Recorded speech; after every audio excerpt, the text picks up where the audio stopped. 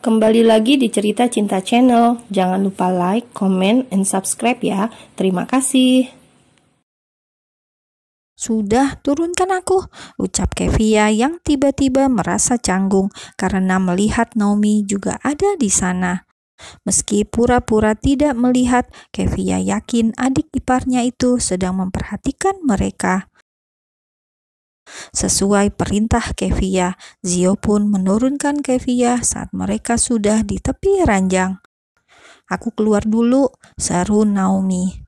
"Jangan, kamu di sini saja, temani Kevia.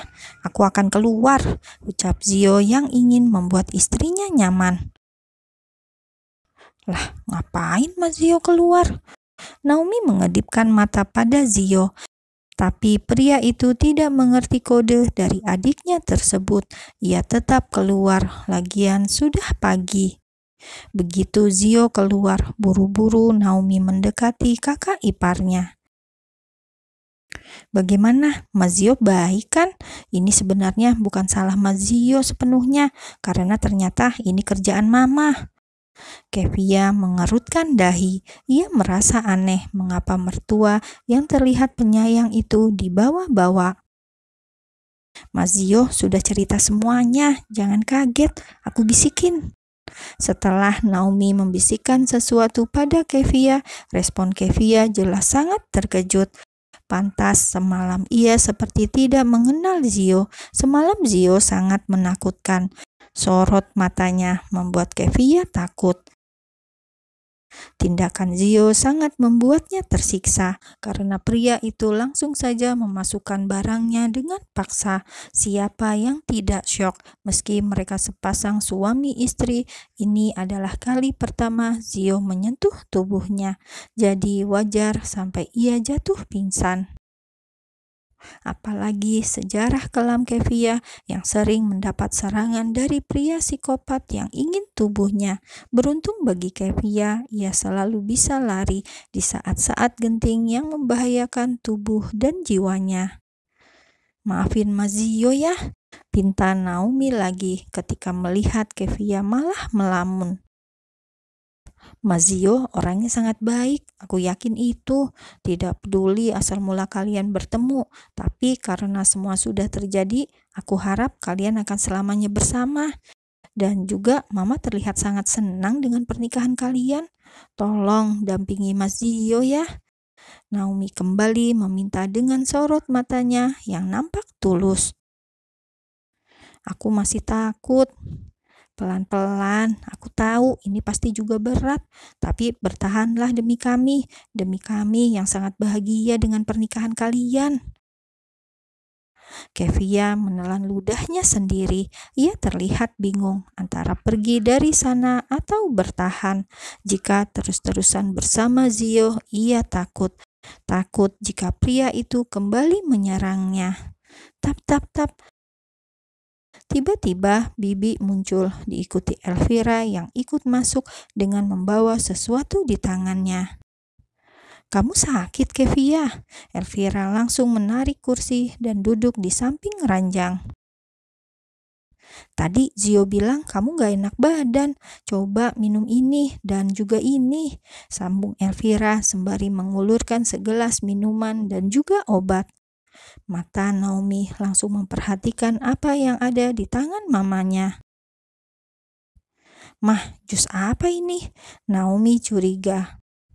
"Penambah stamina, biar imunnya bagus, gak gampang sakit. Kevia masih muda, stamina harus bagus." Kevia dan Naomi sama-sama menelan ludah. Keduanya saling menatap dan merasa curiga. "Ayo minum sayang, kurang dari seminggu acara resepsi akan digelar. Mama mau kamu sehat dan stamina harus terjaga." Elvira begitu keras memaksa menantunya untuk minum minuman yang sudah ia buat. "Mah, Naomi haus, boleh minta dikit?" Salah Naomi, ia mau mengetes mamanya. "Jangan," ucap Elvira spontan.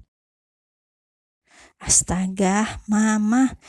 Naomi memegang pelipisnya. Ia tidak menyangka sang mama belum menyerah juga. Sedangkan Kevia, ia nampak gelisah karena harus meminum sesuatu yang ia curigai mengandung bahan-bahan aneh. "Ayo, mama spesial buat ini untuk kamu. Nanti mama buatkan lagi." Karena langsung didekatkan ke bibir, otomatis Kevia meminumnya. "Bagus, calon ibu harus sehat dan kuat," ucap Elvira lagi. Mendengar ucapan Elvira, entah mengapa Kevia malah terbatuk-batuk. Ia pun langsung menuju kamar mandi. Saat Kevia berjalan, Elvira menatap aneh pada cara jalan menantunya itu. "Kamu emang anak papamu, hebat Zio. Tenang ya, giliran istrimu yang harus meminumnya." Elvira menatap Bibi yang sejak tadi berdiri di sampingnya. Ia tersenyum tipis pada ART sekaligus mata-matanya tersebut. "Mama kasih apa ke dia?" Naomi langsung bertanya pada mamanya ketika Kevia masih di kamar mandi. "Tenang saja, ini demi kebaikan Zio. Ya sudah, mama keluar dulu, masih banyak yang mau mama urus." Dengan santai, Elvira meninggalkan kamar putranya, dan Naomi hanya bisa menatap kepergian sang mama dengan tatapan tidak percaya. Lah, nanti gimana? Naomi malah jadi kepikiran sendiri. Ya sudahlah, biar diurus Mazio. Naomi pun ikut keluar kamar. Ia ke kamar yang lain. Beberapa saat kemudian, ternyata Zio sejak tadi di ruang kerjanya. Ia tertidur sambil duduk dengan buku di wajahnya. Mansion nampak sepi. Radhika dan Elvira sedang keluar. Sepertinya mereka sengaja pulang karena sudah dari kemarin belum pulang. Sedangkan Naomi, ia pamit untuk meeting bersama WO. Kini hanya ada pasangan pengantin baru tersebut di Mansion Zio Rael Dirgantara. Dret-dret, Zio yang memang semalam kurang tidur terhenyak saat ponsel di atas meja berdering. Kenapa dia menelpon? Dahi Zio mengkerut. Untuk apa Kevia menelpon? Karena masih pusing akibat kurang tidur, ia pun berjalan pelan menuju kamarnya. "Klek, ada apa Kevia?" tanya Zio saat masuk ke kamar. "Kevia, kamu kenapa?" Zio jelas panik melihat wajah Kevia yang sepertinya tidak seperti biasanya tersebut. "Di sini panas." Kevia menggeliat seperti cacing kepanasan. Zio menghela nafas dalam-dalam, kemudian langsung membopong tubuh istrinya ke kamar mandi. Biur. Ia masukkan tubuh Kevia ke dalam batap. Ini mungkin sedikit membantu.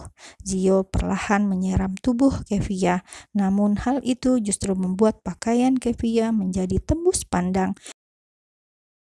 Zio menoleh. Ia mencari handuk untuk menutupi tubuh Kevia. Dasar Kevia yang sudah gerah meski disiram air, ia malah melepaskan semuanya tepat di depan suaminya.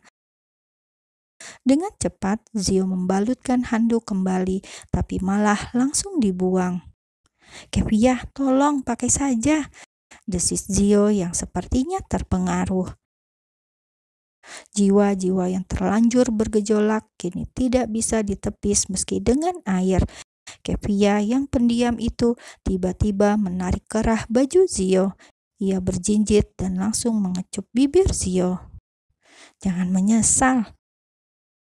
Set, pemandangan di depannya terlalu menggoda, apalagi semalam ia sudah merasakannya. Dengan pemandangan yang mulai abu-abu, Zio merengkuh pinggang Kevia. Keduanya saling menatap dengan dalam. Kemudian, cup,